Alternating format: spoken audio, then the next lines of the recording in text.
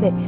저는 한국에서 석사 학위까지를 했는데 이 국내 학위나 또 지금의 경력이 캐나다에서 그대로 인정받을 수 있나요? 많은 사람들이 유학 후 이민을 선택하는 이유 중 하나가 취업 시 인맥이 필요하기 때문에 자신의 어떤 실력을 보장해줄 무언가가 필요하기 때문에 한다고 알고 있는데 혹시 이런 캐나다 내 학위나 경력 없이도 이제 국내 학위 경력으로 취업이 가능한지 궁금합니다. 네, 일단은 인맥 얘기 먼저 해볼게요. 인맥은 세계 어디 가든 있으면 좋은 것 같아요. 그거는 누구도 부정할 수 없는 사실인데, 제가 개인적으로 말씀드리고 싶은 거는 네. 없어도 되긴 되더라고요. 저 정말 지금까지 한 6, 7군데 다른 회사를 취업이 돼서 이제 일을 하고 있는데, 지난 22년간? 네. 다 하나도 없이 됐어요. 근데 이제 제가 보기에는 노력을 많이 하면은 어느 정도 커버가 가능한 것 같아요. 그래서 그런 면에서는 이제 인맥은 일단은 제쳐두고 생각을 해놓고, 그 다음에 이제 국내 학위나 경력이 인정되는지, 이것도 몇 가지로 좀 나눠서 생각을 해보면은, 이 학력 인정이라는 게 예를 들어서 공부를 계속 하실 때 학력이 인정이 되는지를 먼저 생각을 해볼게요. 예를 들어서 네. 한국에서 석사가 있으시면 거의 대부분의 경우에는 다른 나라에서 박사를 하실 수 있거든요. 캐나다도 그렇고 네. 미국도 그렇고 당연하잖아요. 그러니까 그렇게 보면은 적어도 이 나라 교육 시스템 상에서 그 한국에 그걸 받아주는 거죠. 그게 뭐 좋은 학교가 음. 됐든 뭐 덜 좋은 학교가 됐든, 캐나다는 특히 이제 그런 개념이 조금 덜한 편이라서 사실 뭐 이렇게 음. 서류 심사할 때 상위권 학교인지 하위권 학교인지 전혀 그런 거 보지 않거든요. 네. 그런 면에서 이제 학력적인 면에서는 그런 게 있고, 그 다음에 실제로 취업 면에 있어서도 일단은 어떤 분야가 됐든 취업이 됐다라는 거는 경력이나 그런 이력을 인정을 해준 거잖아요. 그러니까 예를 들어서 제가 처음에 캐나다 워홀로 왔을 때, 물론 이제 좀 성에 차는 일자리는 아니었지만 적어도 그 제가 캐드 설계하는 일을 예전에 이제 캐드 했던 그거를 살려가지고 취업을 했던 거니까 이제 그게 인정이 됐던 거죠.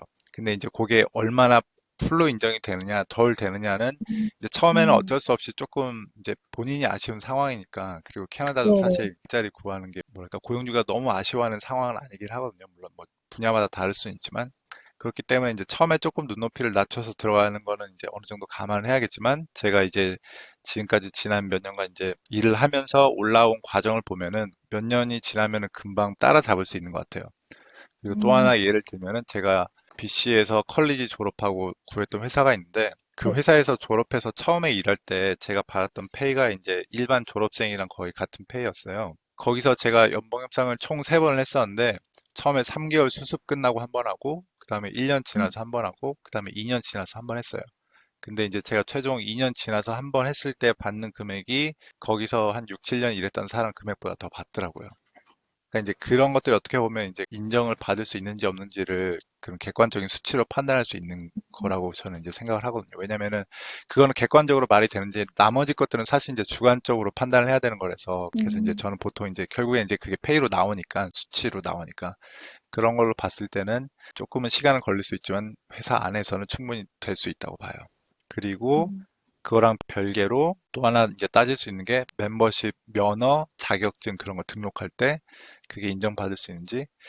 이거는 협회마다 좀 다르긴 한데, 그런 뭐 의사, 변호사, 엔지니어 그런 것처럼 엄격한 면허가 필요한 곳들은 까다롭게 굴긴 하는데, 그래도 궁극적으로는 대부분 인정을 해주는 것 같아요. 이게 뭐 쉽게 음. 해주느냐, 좀 돌아서 자세하게 뭘 해야 해주느냐 차이지, 대부분은 어느 정도 인정이 되는 것 같아요. 그래서 또 이런 면에 있어서도 이렇게 뭐 외국인으로서 이 나라 취업하려고 할 때 뭐 불리한 부분이 있냐라는 것과 같이 생각을 해보면은, 결과적으로는 대부분 인정이 되니까 충분히 긍정적으로 생각하고 빨리 취업에만 포커스를 맞춰서 집중하시면 될 것 같아요.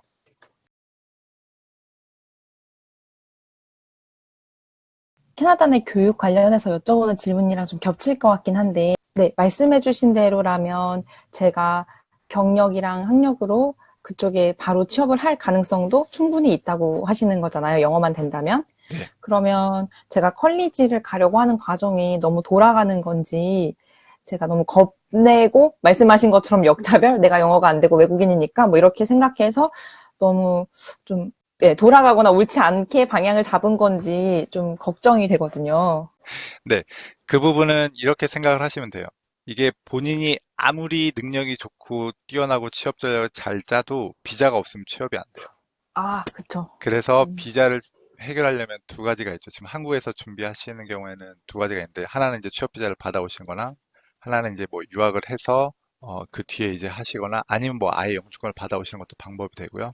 근데 이제 취업 비자를 신청하는 경우에는 보통은 잘 알고 계실 LMIA를 통해서 음, 하시는 경우고, 간혹 이제 직업군에 따라 캐나다에서 판단하기에 LMI가 필요 없다고 하는 그런 직업군도 있어요. 제가 화면에서 보여드릴게요. LMI 제외 직업군이라 그래서 네.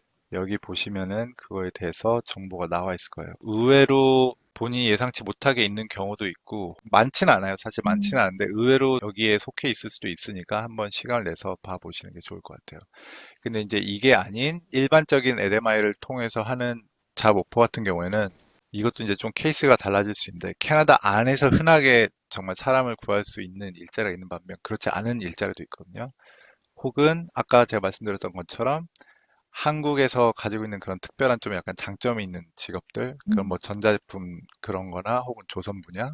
그래서 실제로 조선 관련 회사들이 한국에 와서 사람을 찾아가려고 또 하더라고요. 리크루팅을 해 가려고. 근데 이제 저는 처음에 그걸 들었을 때는 이제 단순 이제 현장에서 기능직 일하시는 분들을 뽑아서 가려고 하는 줄 알았는데, 들어봤더니 그래도 어느 정도 슈퍼바이저나 그런 좀 음. 전문적인 기술을 요하는 그런 포지션도 리크루팅 해 가려고 했다고 하더라고요. 그래서 그런 면에서 전자제품 분야도 어떻게 보면은 정말 유리한 게, 회사 이름으로 일단 어느 정도 먹힐 수가 있잖아요. 그 분야는. 아, 캐나다에서도 그 어느 정도 알고 있고 네, 인식이 되어 있군요. 네. 네. 그거는 충분히 잘 돼 음, 있으니까는 이제 그런 음, 경우에는 회사 이름만으로도 이 나라 회사들의 이력서를 봤을 때 충분히 그게 좋은 조건이 될 수 있죠. 적어도 제가 꼭 드리고 싶은 얘기는, 지금 그 클로이님 그 상황을 봤을 때는 시도를 해볼 수 있는 것 같아요.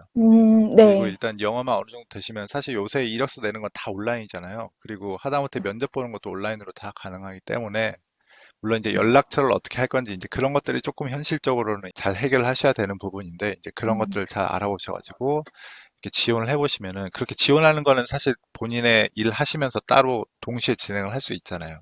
네. 네, 그렇기 때문에 한번 미리 넣어보시는 것도 좋을 것 같아요. 그리고 제가 예전에 상담 드렸던 분들 중에서 실제로 한국에서 지원하셔가지고 연락받고 인터뷰까지 하고 거의 잡 오퍼까지 받고 그러신 분들도 있거든요. 그 과정에서 제가 도와드리기도 하고 그랬는데, 이제 그런 분들은 보통 거기까지 진행이 되다가 이제 나중에 LMI에서 좀 많이 막히긴 했는데, 이제 그것까지 감안해서 고용주가 정말 뽑아올 만한 가치가 있는지 없는지는 그건 정말 부딪혀봐야 아는 거죠. 왜냐하면 LMI라는 게 뭐 고용주가 내놓고 하는 경우도 있지만, 사실 일반 전문 분야는 외국인이 이렇게 쉽게 접근하기 힘든 분야니까 보통 고용주들이 일단은 사람 구해놓고 나중에 이제 정말 이 사람을 데려와야겠다 그러면은 이제 걔네들이 그 회사의 HR에서 이제 알아봐가지고 이렇게 이런 걸 진행하겠죠.